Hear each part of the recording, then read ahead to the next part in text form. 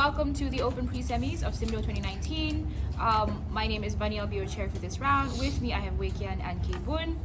In opening government, we have in opening government, we have Delhi A. In opening opposition, we have HKU. In closing government, we have how much is Ipoh Land Worth?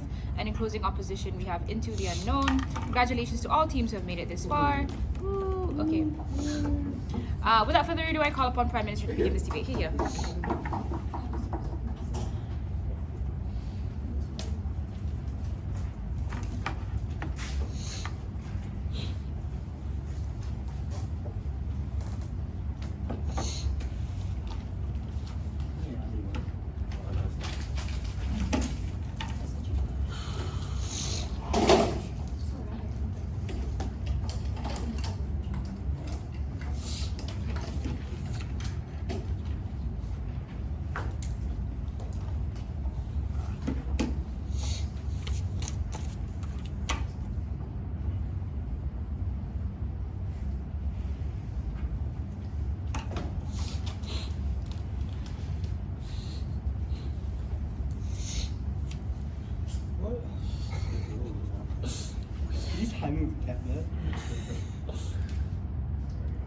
Shaun, you just manually count. Back to the old school days.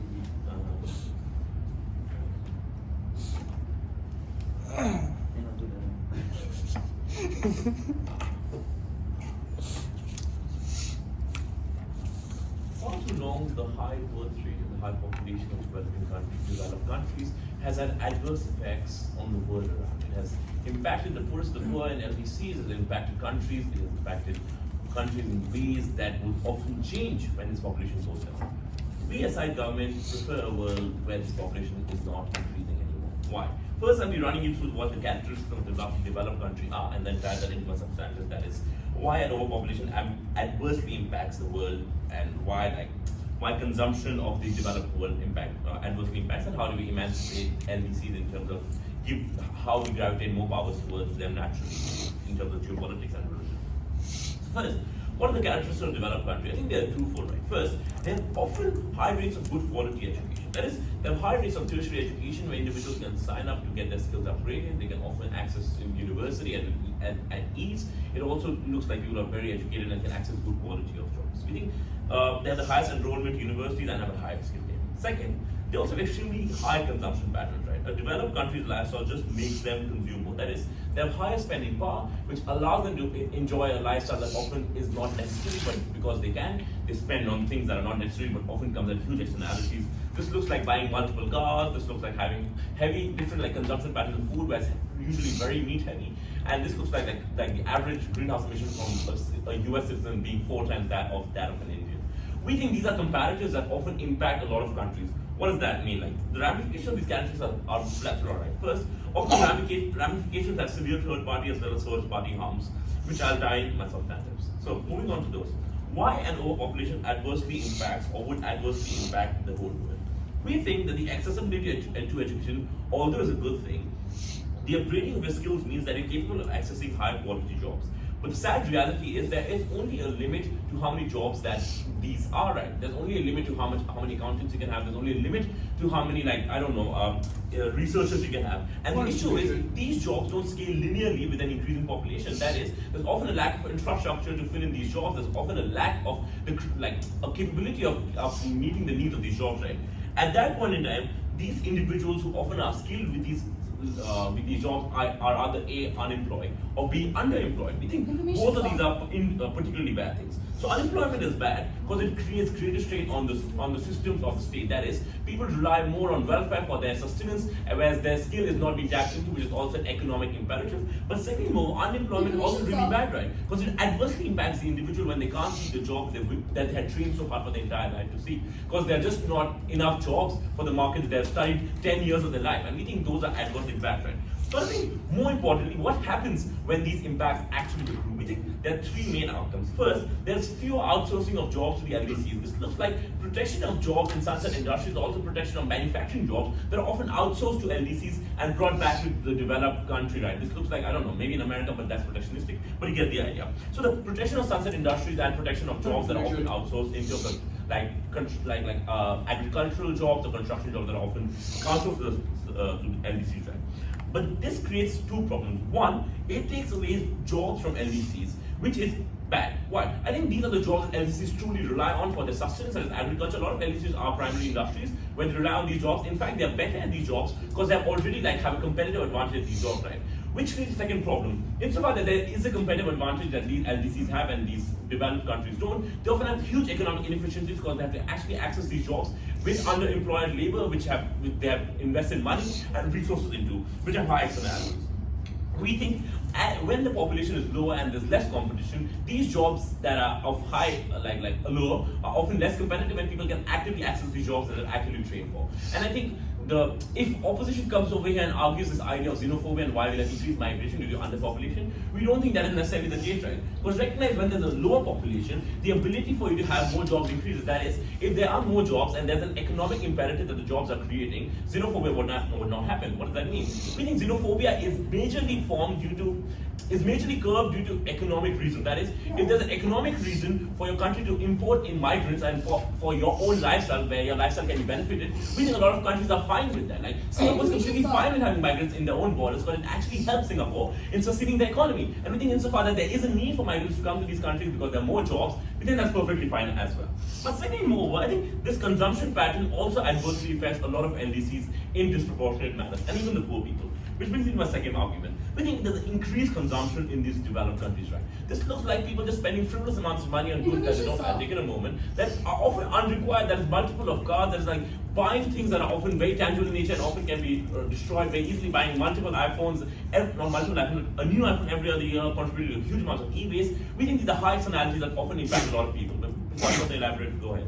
Your characterization seems to contradict itself. On one hand, you're saying that there's high unemployment, but yet on the other hand, you're saying there's increased consumption. So increased consumption means greater demand for goods and services. So no. The difference over here is there's a high spending pattern that they already have, which will be expounded when there are more individuals there. This looks like people already having entrenched amount of wealth that they can spend even more. We think the individuals who are often entering into the job industry are the individuals who are not able to access these jobs, and we're trying to protect them on our side. So why is consumption, as I explained, consumption has a lot of externalities. So how does it badly impact them? We think all these consumption patterns often lead to high amounts of greenhouse gas emissions that often have adverse impacts on the environment. This looks like increased global warming, this looks like increased global temperatures and ocean rising not take anymore. So this actually impacts lower developing countries like Indonesia, who often have they're close to sea level the most, right? And it often impacts the poorest also the most, because the poorest can't protect themselves from heat strokes due to increased temperatures in cold air as rich people can. So we think these are the individuals that are adversely impacted from these consumption patterns. Why do we think these are the most important individuals to protect in this space? Because we think often the prosperity of the developed country is coming at the deprivation and the plunder of the developing countries. We think for far too long they have plundered these developing countries in terms of squeezing them in, violating their labor laws to get the most they can for their own consumption patterns. And we think insofar that this consumption is actively hurting these developing countries, we are helping the poorest of the poor, who are often left out of the debate, who are often left out and left to their own tools of living a lifestyle that they didn't choose. So we think these are the most important factors, right? But finally and moreover, we think we naturally gravitate more geopolitical power and more emancipation towards developing countries. What does that look like? Do you think, firstly, in terms of religion, right? I think most religion follows where the mass of followers are. That is, insofar there's a greater mass and greater accruement of religion in third world countries, religion will adopt more to their lifestyle. This looks like Christianity thinking more about third world Christians rather than just American Christians or the British Christians. This looks like Islam already does, but thinking about developing countries even more. This also looks like geopolitical power shifting towards these countries because of the high consumption patterns there, because of a high population that needs to be expounded through development and MNCs.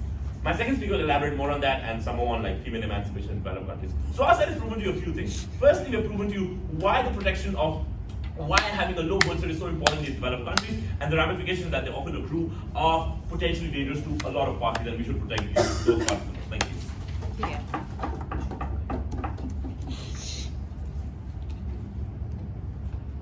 We thank the Prime Minister for that speech, and now we welcome Leader of Opposition. Yeah.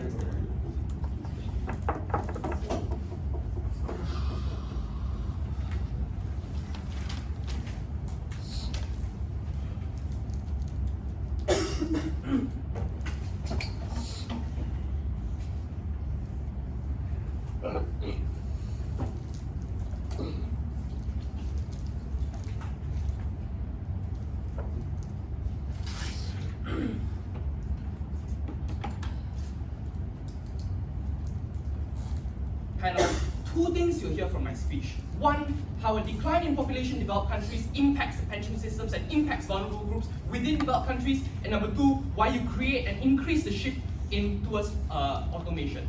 First, several rebuttals. Let's deal with some of the things that PM has brought up to us, right? One, he wanted to talk about, LDCs are going to be like worse off in a world where people have like increased production, blah, blah, blah, increased consumption powers. I challenge that notion, right? Because look, a lot of these developed countries, it is true, they consume a lot of these goods. But then, where do these goods get produced? More often than not, things like, for example, shirts, electronics, or all of the daily consumer goods that you buy are typically manufactured in poorer countries. So I don't necessarily understand how a decline in the consumption power of the developed countries is somehow going to benefit markets as well as benefit companies and benefit the workers in developed countries who rely on these type of industries to generate wage growth. Number two, migration. He says, if there's enough economic incentives, somehow people are going to be less racist. Look, I think xenophobia has never been something that has been rational, right? I think people hate another race group or they discriminate another race group, oftentimes due to socio-cultural contexts as well as historical facts, right? Like for example, let's look at a place like Japan. Even with an impending demographic time bomb, they are unwilling to accept a lot of South Koreans or Chinese people into their country to work for them, particularly because of the huge amounts of historical trauma as well as the historical differences between these communities, right? Things like, for example, huge amounts of conflicts between them for the last couple of decades, as well as historical oppression by certain groups from within these countries, right? So even if you want to expand the horizon, you want to look at a place like UK, even with a net influx of migration into these type of places, right? You see a huge increase in the spate of xenophobic attacks towards these places. You look at the rise of pushback against immigration through for example, the recent win of the Conservative Party towards a Brexit, right? You see that there is a rise of xenophobia, even with a decline in a labour force as well as an economic incentive to accept immigrants. I don't see how that stands under their sides, right? Now, towards substantive pension systems, right? You have to recognize that the point at which you have a declining population, you have a lower amount of individuals within the workforce, as well as probably a lot more older people working because, well, you need more labor, right? What does this mean? This means A, you have less people working, and number two, you have a lower productivity, right? This ultimately means that the amount of pensions the amount of funds that can be contributed towards the pension systems declines substantially. There are two policy responses for these type of countries, right? Number one is either you cut the amount of pensions that were initially promised to these people who have already retired, or number two, you print up more money to fill this type of pension fulfillment, right? Whatever policy choice you take ultimately leads to a decline in the real monetary disbursement into the system. What does this mean? This means that individuals who are old, who are sick, and who are unable to work are particularly impacted. What does this look like? This looks like a reduce in public health care that you're able to provide to these individuals, right? Particularly at a time when they are more prone to sickness. This also means a decline in the living standards in a time when they are unable to actualize further improvements in their life, the point at which they are unable to work, right? The system has failed them particularly because there is a decline in population. I don't see how this benefits these individuals. And no, just because they are from a developed country doesn't mean I don't have to give a shit about the older people living in these places, because if you want to compare the vulnerability of these individuals, you have to recognize that these individuals are the individuals who are unable to further improve their lives or accrue income to be able to sustain themselves, right? So I think that's also something that you have to know. Sure, I'll take one from closing if you have one. Okay, so I think the problem you're arguing is that if you accept that automation will also create productivity, then you can maintain the pension system for individuals who don't have a house. Okay. Great, I'll go to that, right? Okay, now shift to automation, right? Okay, sure. When you have a transient reduction in the population, this temporarily increases the demand for labor and therefore VAV increases the wage levels. This increases a greater impetus to shift towards automation, given the backdrop that automation is already on the rise, which means that sure, the returns that I'm going to get towards investment in capital is going to be increased. What does this look like? This looks like increased capital gains for people who can indeed afford to invest towards acquiring technological goods, right? Like things like, for example, restaurant owners who can afford to buy 5 automation robots. So any gains, any productivity gains that they can is accrued to a single individual, which is individuals who have the ability to own capital. This means for the large amount of people, like the one that PM want to talk about, the disenfranchised people, with lower education or people who are underemployed, these people will be systematically marginalized by system in a world where automation takes place. Okay? Now, there is also another fact, right? So this is also dealing with PM because he wanted to say, hey, look, with a decline in labor force, there's also going to be a lot of people migrating to these countries. The point at which you have automation, I think it takes out a lot of the impacts of that because the incentive for you to hire individuals from other countries also reduces, right? Because you have the shift towards automation. Now, dealing with the POI that came specifically from side CG, right? He says, well, if you have increased productivity gains, then all we have to do is tax these individuals, right? Two types of taxation can happen. One is either you tax the individual, or two, you tax a corporation, and then we'll see how this thing plays out, right? Number one, if you tax these type of individuals, then the point at which there is no longer an incentive for them to expand businesses. That means that the incentive for you to reinvest towards towards reinvestment, towards business growth declines, which means that the amount of productivity gains that you get from these businesses are also declining. So what does this mean? So it means that even if you want to increase taxation on these individuals, it is unlikely that you're going to be able to raise huge amounts of money in the long run, particularly because you lower the incentive for local businesses to grow. Now, let's talk about big businesses, right? So let's talk about places like maybe Samsung or Toshiba. The point at which, what happens if you tax these type of places? Well, the problem is global, capital is mobile, right? The point at which you tax this type of Toshiba, this type of countries, these type of corporations like Toshiba. Toshiba is just going to move their capital, move their HQ or move their production sites elsewhere. Where are they likely to move? It is not true that these places will somehow move to places like Vietnam or whatnot, because a lot of times these headquarters they are operating within these type of developed countries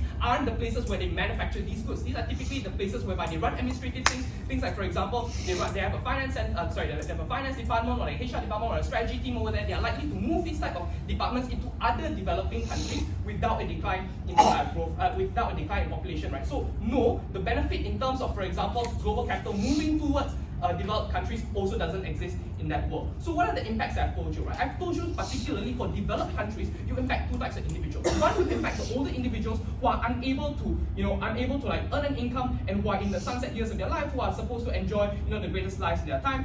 Well, with a reduction in public health care and as well as a decline in living standards, you impact these vulnerable groups particularly. You also impact marginalized groups, people who don't have the privilege of, for example, a tertiary education. These are even individuals who are unemployed, the point at which you have an increased impetus towards automation. How does this impact LDC? It's twofold, right? Number one, as what PM has already said, with the decline in consumption, it's unlikely that a lot of these type of industries or businesses operating within these LDCs who are majorly exporting towards these developed countries, with a decline in the market there, it's unlikely that these workers will also benefit. And note also, when you have a rise in automation, the incentive for you to actually get these labor in, given the fact, against a backdrop of all these different cultural contexts, against immigration as well as rising xenophobia that we see presently, it's unlikely that these immigrants will benefit too. For all these reasons, please stand with side out. Okay, we thank the Leader of Opposition for that speech, and now we welcome Deputy Prime Minister. Here, here.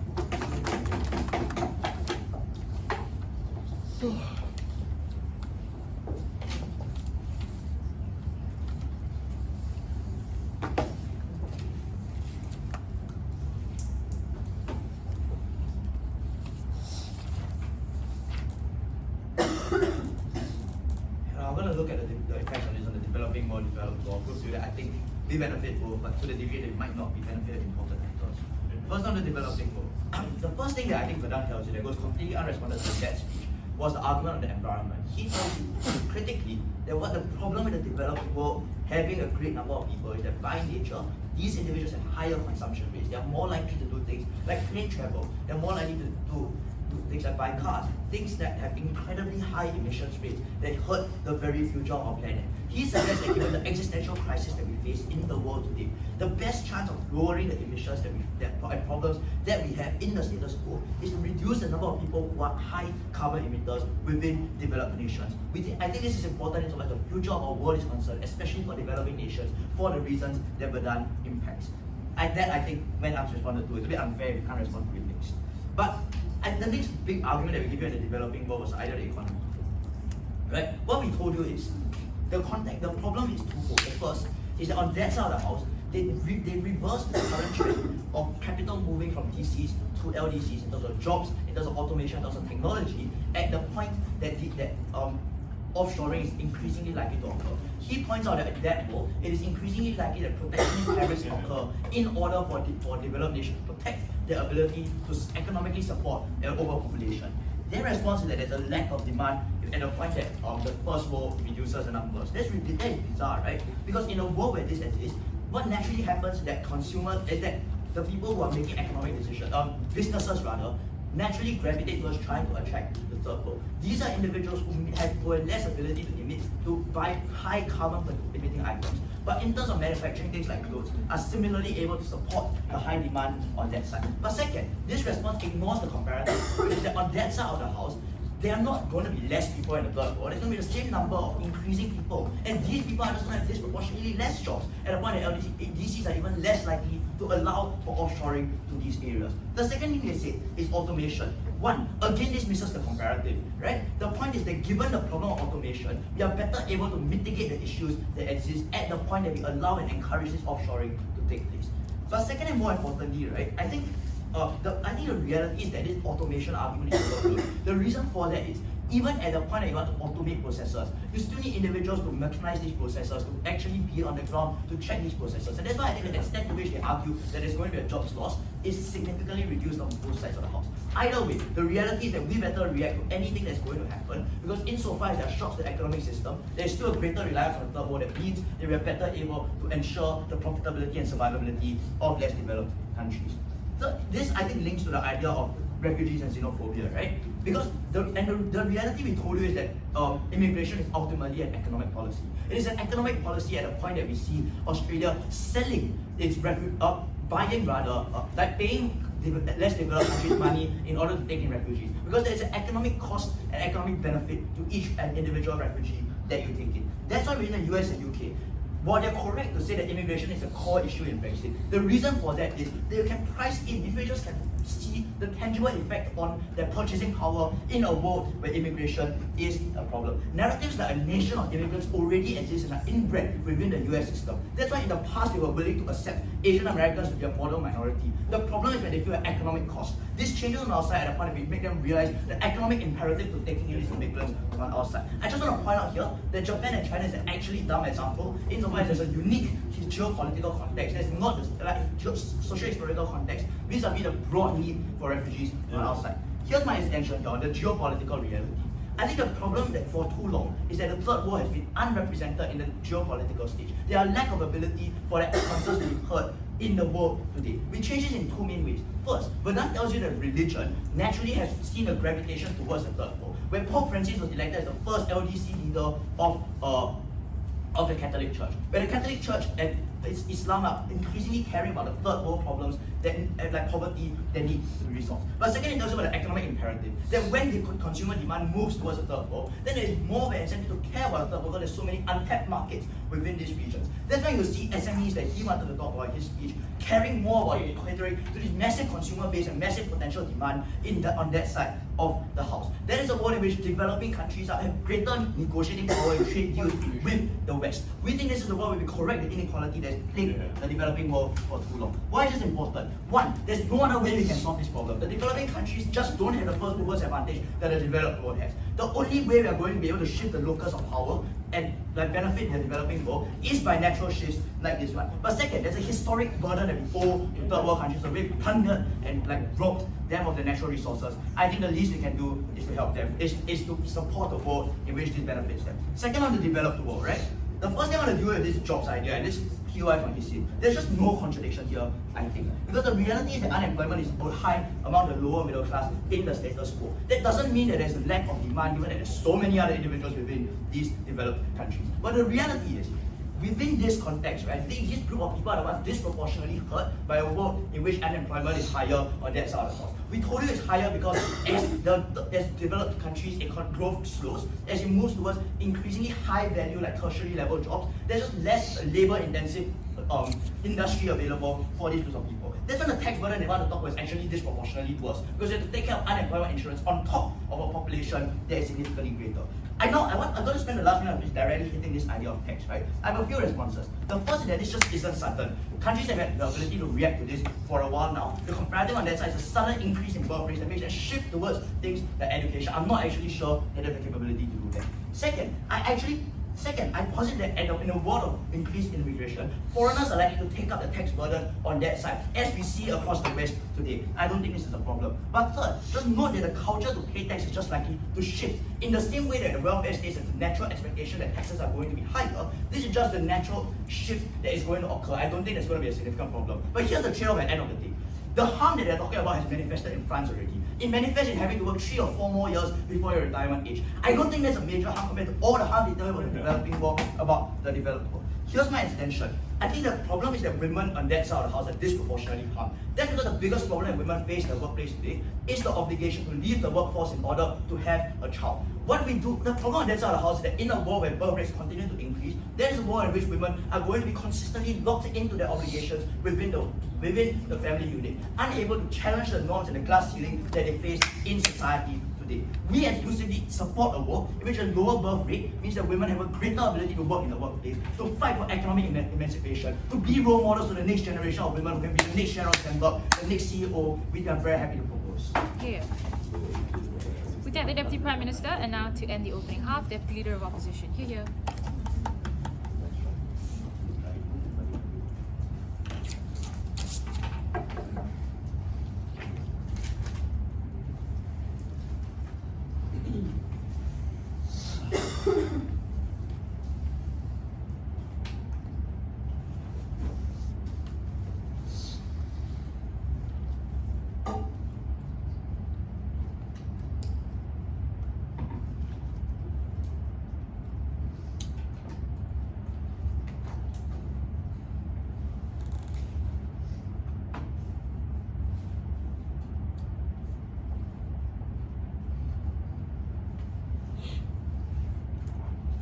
I'm going to talk about how the decline in population is going to affect the provision of public goods and going to affect the most vulnerable groups of people in the developed countries, as well as the group that OG wants to most protect, which are the immigrants in these countries, right? But first I'm going to talk, deal with some rebuttals of their case.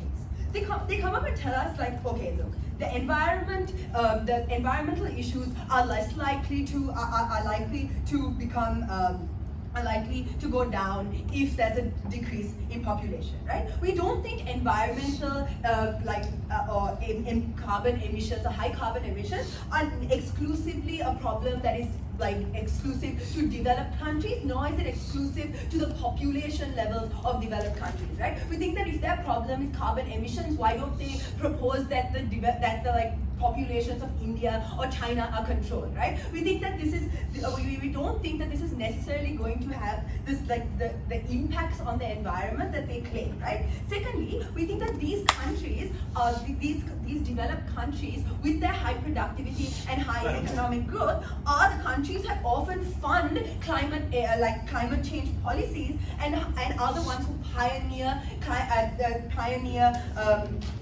climate change prevention, and this is because they feel the burden too because they have a high population, right? We think that on the comparative on their side, right, there's no longer an incentive or capacity for these countries to actually fund climate change, and we think that considering that the highest carbon emitters are countries like China and India, we think the problem still persists on their side.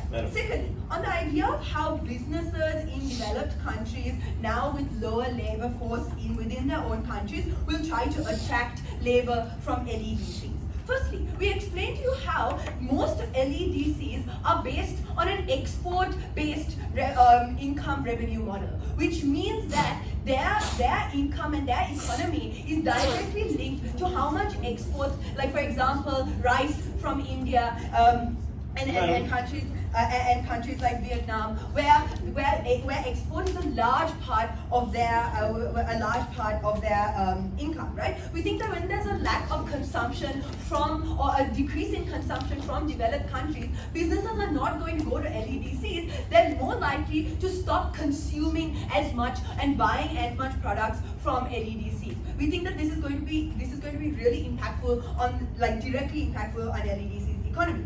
Secondly, we explained to you how there's more likelihood for countries that are all developed countries that are already on the trajectory towards automation to be more incentivized to become fully automated. They tell us this is not a problem because there are anyway going to be people who need to check and monitor and control these automations and these technologies. We think this is exactly the problem, right? Which is that in their case, it is the most vulnerable and the unskilled labor, and oftentimes the immigrants within those countries who have no access to university education and skilled labor that are going to be most affected in their case, right? Where there's where the only jobs are overseeing overseeing automation which requires tertiary education oftentimes. Things like in the UK where immigrants can't get jobs because jobs they used to take like cashier, being cashier workers or bank tellers are jobs that no longer exist because of automation. We think this is more likely to impact the migrants and the most vulnerable groups in this country.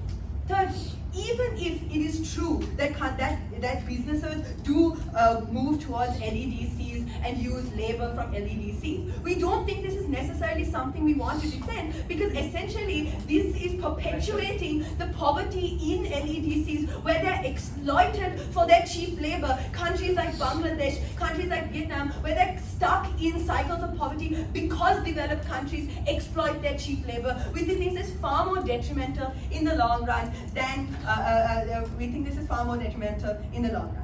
Thirdly and lastly, on the point of how women are going to not be obligated to leave the workforce, we think that in any case, the population doesn't solve sexism and the patriarchy. We think that if women choose to be mothers, even in a world where there's less population, these women are still going to be locked into a system of needing to be caregivers, and we think that this is not necessarily a benefit that they can claim on their side. Now I'm going to talk to you about the provision of public goods and how this actually harms the most vulnerable, but yeah.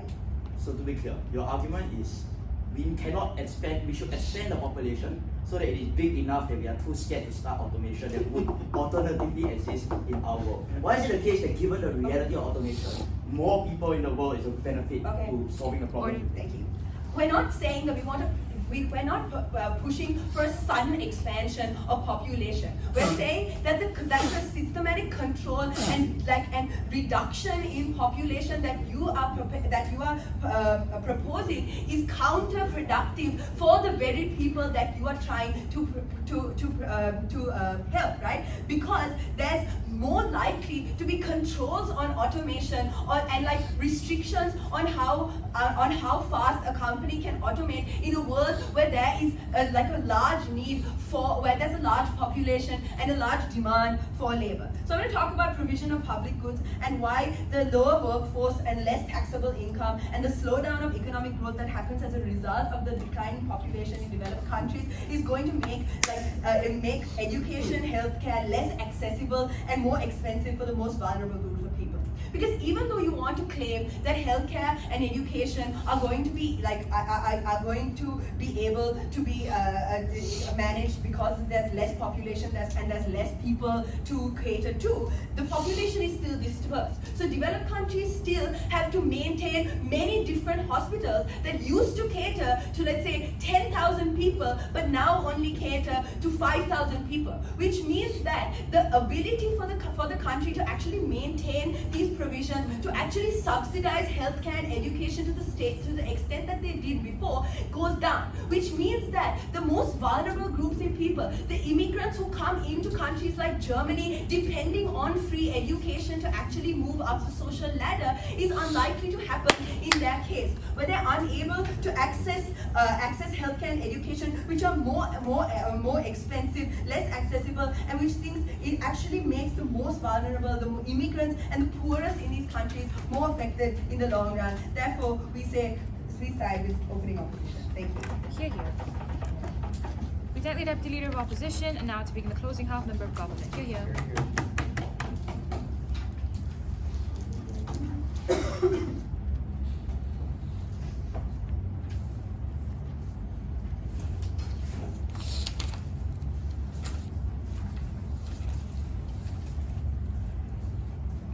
The opening debate centered around claims for the ability to have sustainable economic growth. Honestly, I don't check sure about economics, so I'm just going to give very simple observations against OO's case and then move on to extensions. The first claim that they made was that there's going to be lots of vulnerable and unskilled labor. Hello, there's already vulnerable and unskilled labor today. It exists in LEDCs because you have lots of people with university degrees and not enough jobs to fill up within these LEDCs themselves. I suggest to you that at worst, we are providing jobs to these individuals, which means that the harm is mitigated on both sides of the house. The alternative was automation, and they said that automation is bad because like it's going to result in all sorts of harms towards the pension system, etc., etc. But I think that both sides can agree that automation is going to happen on both sides of the house, because automation is something that is going to be like infinitely more productive than a labor force that you have to pay. So even on their side of the house, automation is going to take over anyway. Their claim is that you can control how automation happens, but they rebutted their own case when they talk about all the incentive structures that exist that ensures that automation is going to happen regardless, because like capitalists are going to invest in these systems anyway. The last thing they said, and this also pertains to the provision of public goods, was the idea that like if you try to tax automation in order to provide public goods and for society, you're going to result in people leaving. Like, no, because you're still going to make more money than you otherwise have made, right? And you're still going to invest in this automation because it is going to give you more money and more profits than you will otherwise have been able to make in the first place. Furthermore, I suggest you can't actually just leave a developed country. They often tend to be developed like financial hubs, which means that you have lots of economics of scale that exist if you're all within one location. So there's a reason why people go to Hong Kong or Singapore, like regardless, and major metropolitan areas, because even though like capital tax rate might be high, at the end of the day, it's far more profitable to go to that country and make a buck there than go somewhere else where there is less like propensity to make money in the first place. So I don't think a lot of those arguments stand in this debate. But the problem with the opening exchange is that neither side like examine the incentive structures that will exist in a world where developed countries actually were somehow able to recover their birth rate. Recognize, ladies and gentlemen, and this I acknowledge this appears briefly in Shaun's like last 10 seconds of his speech, but I'm going to use that as my extension, which is the idea of women in developed countries. I suggest to you that the problem with opening's material when it comes to women in developed countries is that it was completely like it did not examine the debate as a whole and why these incentive structures were likely to exist. So we're going to do that on our side of the house. No. I think there's two possibilities that will recover the birth rate in developed countries, right? The first is some kind of coercive technique where you coerce women to have children through like punishments and laws that will potentially exist to ensure that this happens. The other is, of course, providing incentives. What the first thing I'm going to do in my speech is prove to you that coercive measures are more likely to be adopted than measures that actually like give benefits to women.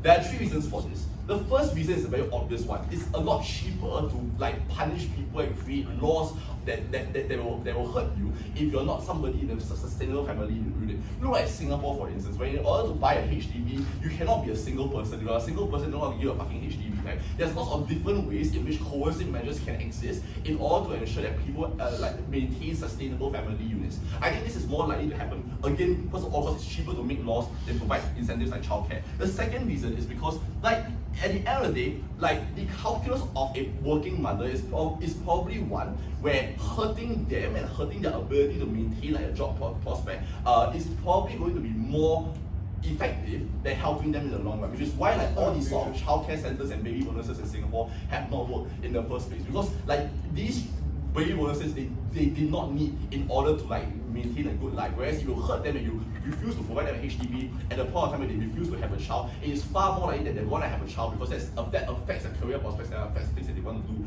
as well. The third reason, and this is I admit it's more like an example-based reasoning, but I think it works, is that there's a track record of success of punishment. So for instance, if you look at China's one-child policy, which is like arguably way too successful in like controlling the population, it suggests that population control best happens at the point of time when you hurt people who do not conform to the population measures that you want to impose.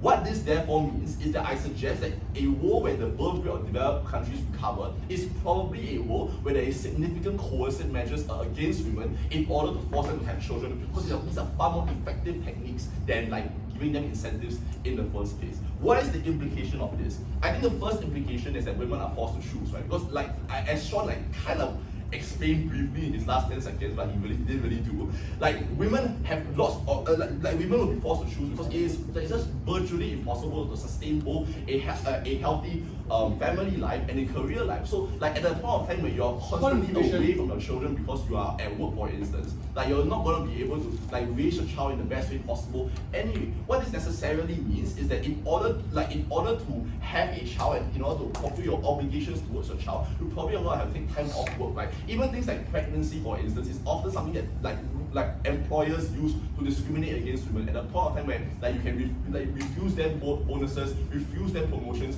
because they get pregnant, because they leave the workforce. This is the sort of thing that happens more on their side of the world when these coercive measures exist and women are forced to stay at home and have children. I suggest that this counterfactual is necessarily harmful to women who, by no fault of their own, are the only people in the right now who are able to have children. I think that it is unfair for us to affect them in this manner, and therefore I suggest to you that this is necessarily harmful. Yes, closing.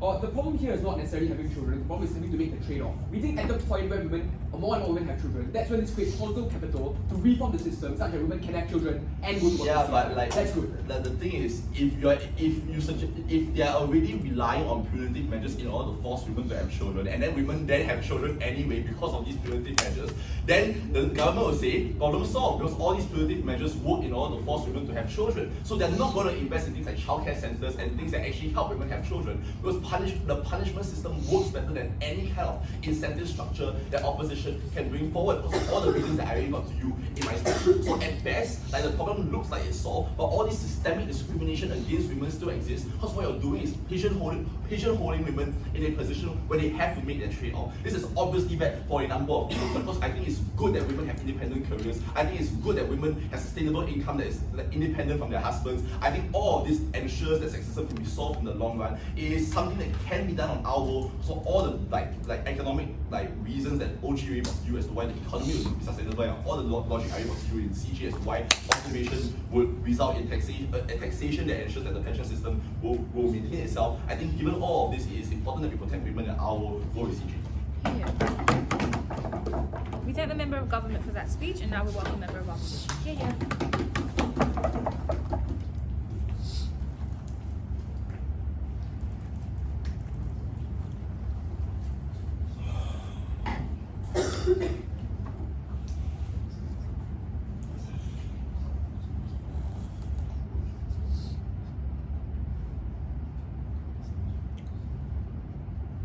Before I start my rebuttals and my extensions for today, let's first reframe this entire debate. It seems like in the opening half of this debate, it seems like both houses seem to see both DCs and LDCs, developed and less developed countries, as diametrically opposed entities. We think that this is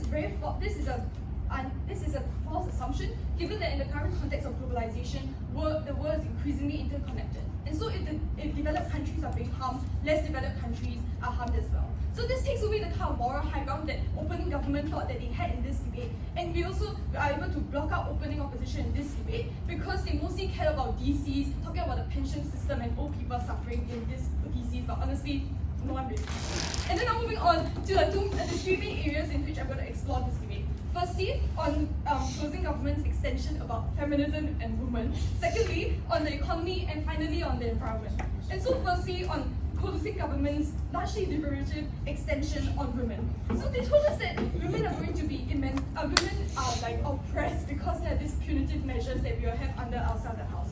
Firstly, we don't really need to stand by them. Secondly, it's unrealistic how you paint this, you assert that there will be these punitive measures. If you listen carefully to the kind of examples he's giving us, he's telling you about countries like Singapore and China.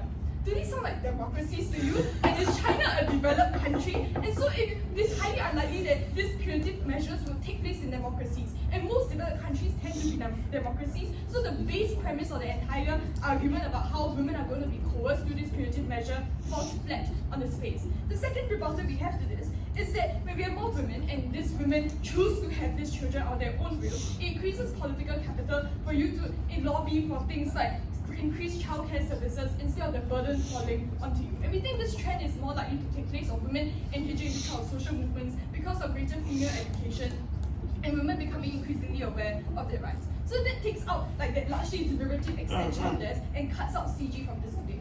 And so now let's move on to the second area of this debate, which is the most crucial, which is about the economy, which is where the crux of this debate took place. And so we think that, as I already mentioned in my earlier reframe, that we live in a globalized world and worlds are interconnected. And so if developed countries are harmed through an aging population, it leads to harms to less developed countries as well.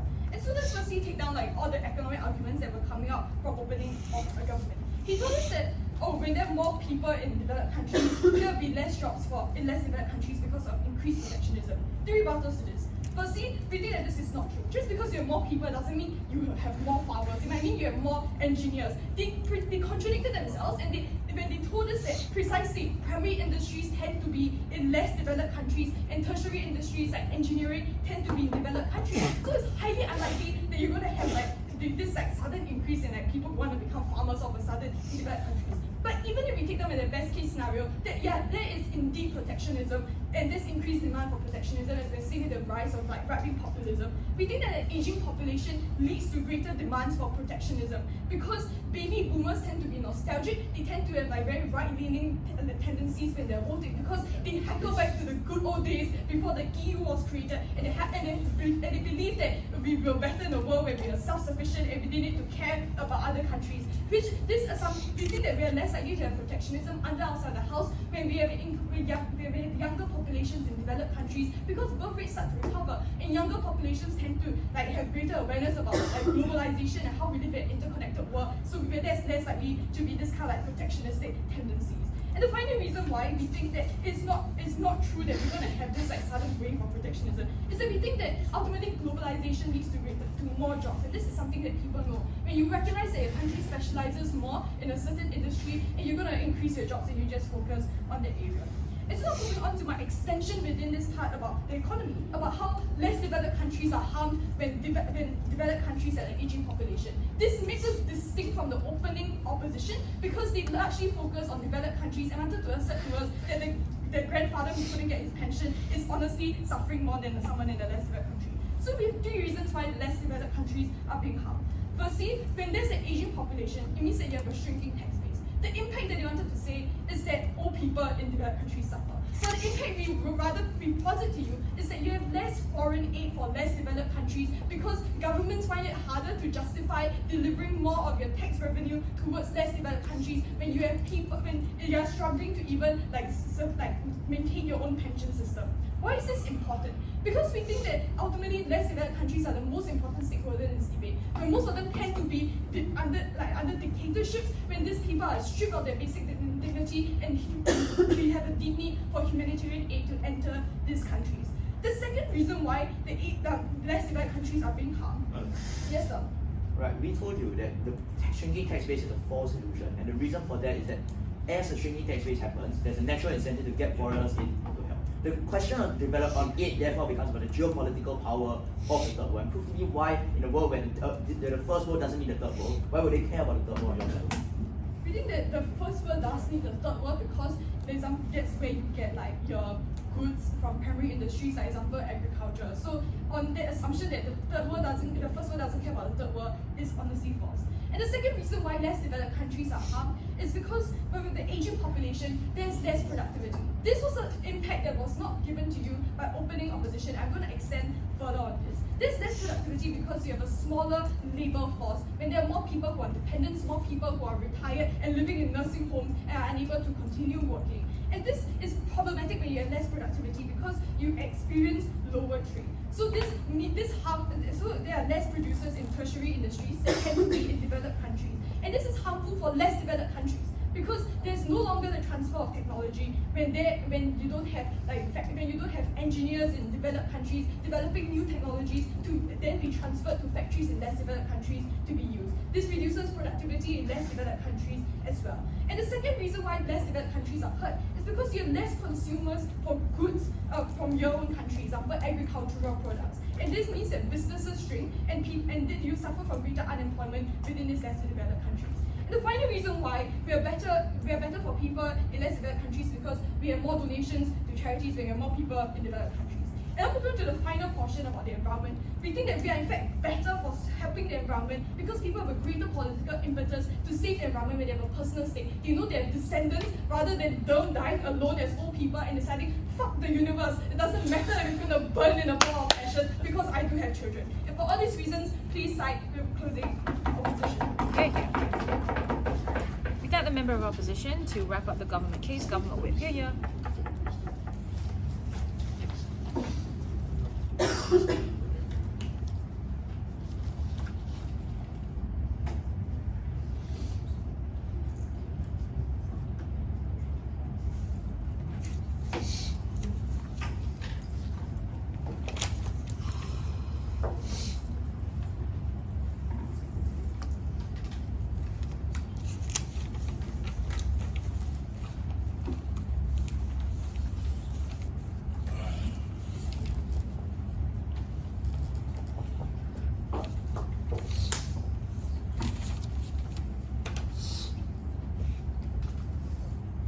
CEO made the fatal choice to largely ignore our extension.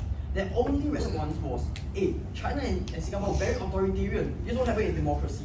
The inconvenient thing about democracies is that if your economy is shit, when your birth rate is low, a key capstone in their case, governments have to decide between definitely getting voted out if the economy goes into minor recession versus maybe having some political capital where women are forced to have children.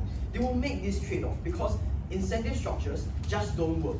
All countries that have engaged in incentives to have a high birth rate have failed. Japan, Germany, for example. The only role where this debate can realistically take place is the one where coercive measures are used. Given this, I'm going to explain what the impact to women is while defending deon's extension. Now, the only rebuttal they gave to extension was that look, governments are more inclined to give more incentives like childcare centers to women to encourage them to actually increase the birth rate. But no, the first reason that deon gave you was that look, it's much more easier and cheaper for governments to look like if you don't have a child and get married, you'll not be able to buy a house for yourself. And secondly, the second reason that deon gave was that look, because working mothers actually do not need subsidies and baby bonuses to actually lead a better life, it means that they are less inclined to actually follow these incentives because because them working with their husband can actually lead a good life for themselves. So it becomes that they will not be following the incentives that the government will give them if they have a baby. Now, the third reason deon gave you was that look, population control is the only like the example that deon gave was that in China, population control is only effective when you hurt them. Look, if you give incentives and women do not care about incentives, the only way the government will resort to is to hurt them, is to punish them when they do not have enough child to keep up with the manpower. This is especially impactful on their side. Why? Because on their side, when population is increasing, country itself relies on manpower more. It means that the government will be more desperate to actually force women to increase the birth rate of the country because the manpower relies on these birth rates. And while on their side, this impact does not exist on our side because firstly, when there's lower population, governments will resort into two pathways out. Firstly, on immigration, and secondly, on autonomy. So which means that their side is much more detrimental to impacts to women. Yes. You consider that the government would want to coerce women into having children because of economic benefits. So in that sense, you agree with whatever opposition benefits are. It's not. Okay, so our side's extension, the impact of our side's extension is not economic benefits. It's just the fact that at the point where your economy is based mainly on manpower, and then women in the country do not want to have children because the incentives do not work on them. Governments have no choice but to resort into this punitive measures, right? So it actually impacts the way that women work in society because it goes back to the point that because in order for you to have children, you need to stay at home and then not work, right? So it becomes that your side regresses because women now cannot work because they have to continuously have babies and cannot work and their bosses will just go like because they continuously have maternity leave. Therefore, we're not giving you the bonus, and your productivity is way lesser, and I'm not going to promote you. This means that women on their side is not going to continue to have their rights and have equality if they have equality with men. Now, so on their side, when they entrench women not having equality and not giving enough and not having enough rights for themselves. Now, so that's why Dan talk about having that's why it's main. Yes. Look, all of your arguments rest on the assumption that only punitive measures will be held and then women are coerced. You have to defend a world where incentives also work for your case to stand.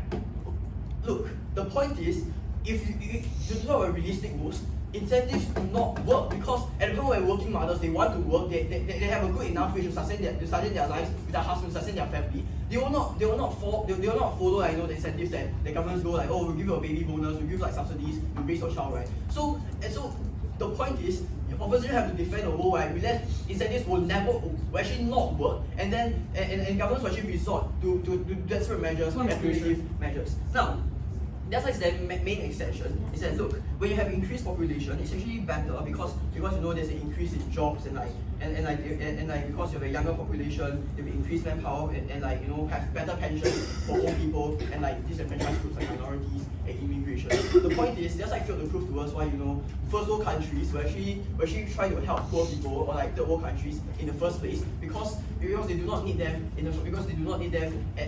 at premise, right? So it becomes that the other side fails to prove to us how certain countries or actually developed worlds will actually try to help developing worlds at a whole because the other side fails to prove that the developed world needs developing world as the developed world has manpower in themselves. So it becomes that our side better benefits the developing world if the developing world as a whole because outside better benefits the developing world because firstly, this developed world needs to bring in manpower from this developing world, and second, that this developing world brings in manpower and actually helps in economic benefits. So what have I proven to you today? I proven to you today in two things. First, they help promote women's rights and promote their wages. Second, they prove to you that it is CG that will help to actually improve the economy of the developed world and actually improve the lives of those in the developing world. I'm so proud to stand on two sides. We thank the government whip, and now to end the opposition case and the debate itself, opposition whip. Here you go.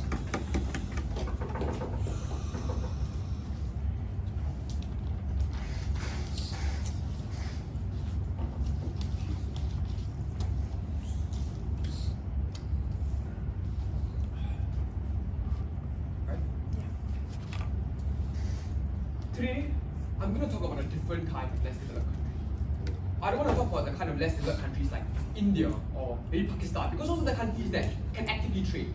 Today, I want to talk about Zimbabwe. I want to talk about the Yemeni mom because no one here really want to talk about her except Yixin. I want to talk about the child in Syria because they come from countries that actively can't trade. So a lot of the arguments that we actually heard from opening half debate actually don't really apply to them. And in fact, the only side that actually showed that we were better able to protect people in these developing countries, the worst of the worst developing countries, was actually our side. And the most interesting thing so far was that closing government never actually actively rebutted this. What exactly is the strategic significance of this debate?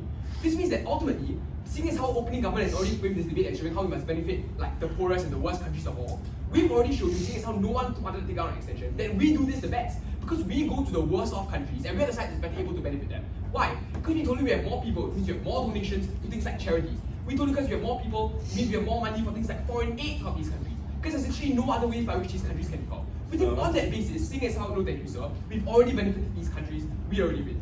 But you know what? Even then, I'm going to engage with what exactly we've heard. First, I'm going to deal with what CG told us. What did we hear from them?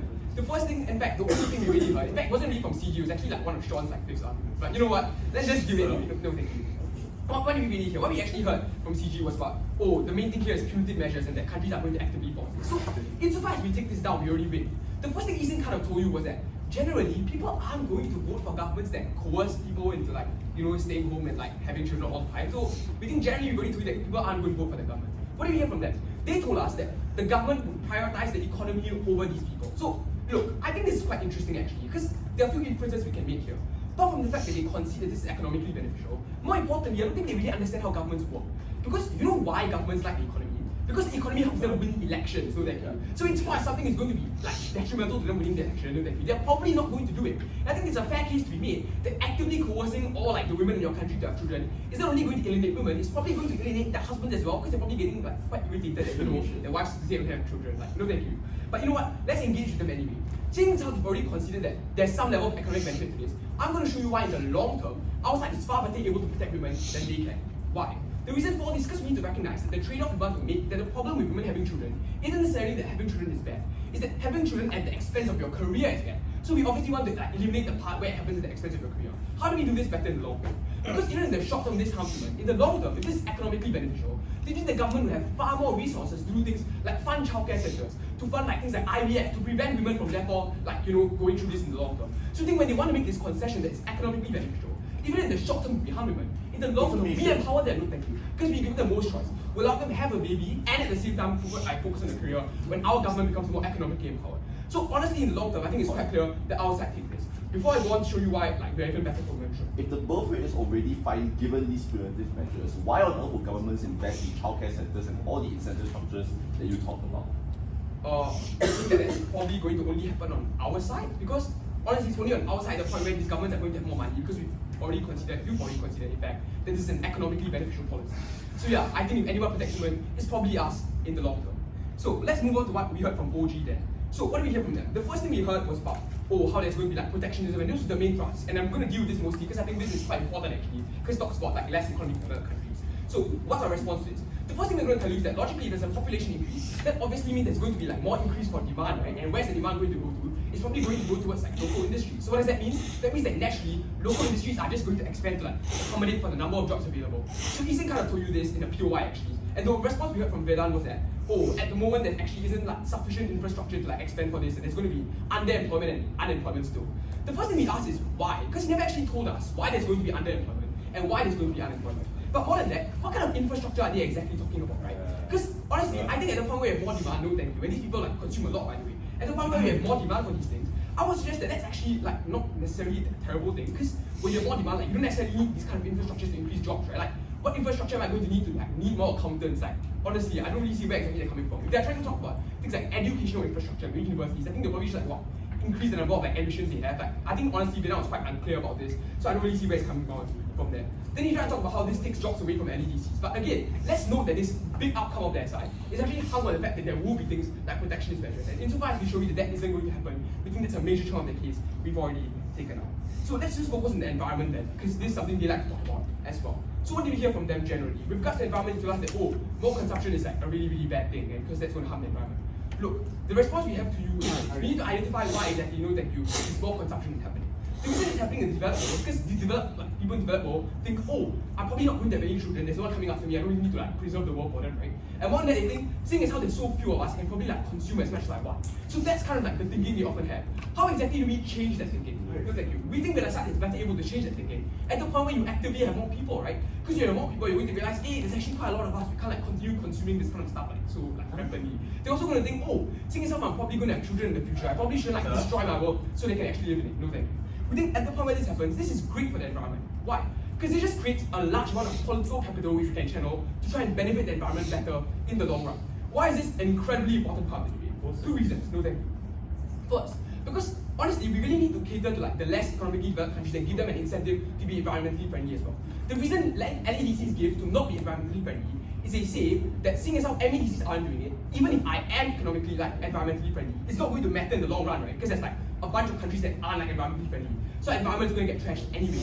We think therefore the best way to do this is try to incentivize as many people as possible, or as many countries as possible, whatever, to become environmentally friendly. The only way we do that is on our side, where we increase the amount of political capital available and push for these environmental movements. Now it's a lot easier for environmental movements to come and say, seeing as how there's quite a lot of us, seeing as how now you actively have children coming after you, it's important that you preserve the world. We think when that happens, you empower these environmental movements, give them a lot more traction. We think at the point where this happens, this is also going to trickle down to LEDCs that I've just explained. We think therefore, for that reason, it's quite clear we've already won on the environmental front as well. Therefore, what exactly have I shown strategically to you today?